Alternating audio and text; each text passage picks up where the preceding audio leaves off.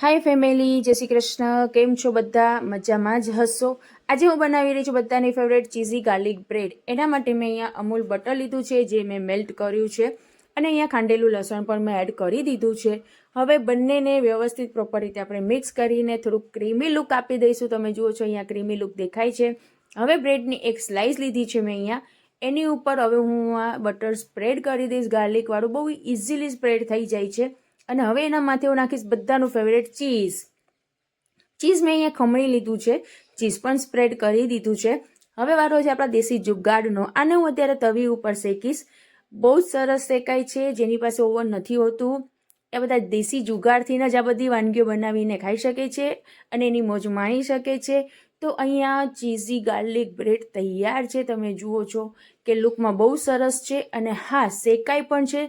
તમે જુઓ છો કે કેટલી સરસ લાગે છે. બ્રાઉન કલરની થઈ ગઈ છે, પ્રોપર રીતે શેકાઈ ગઈ છે.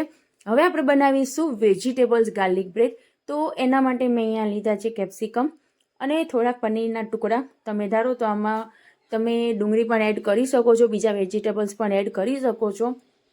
એને પણ અહીંયા મેં ચીઝ ખમણીને માથે ચીલી ફ્લેક્સને ઓરેગાનો નાખીને તૈયાર કરી દીધો છે. અને એ જ દેશી જુગાડથી પાછી આપણે આ ગાર્લિક બ્રેડ શેકી દઈશું.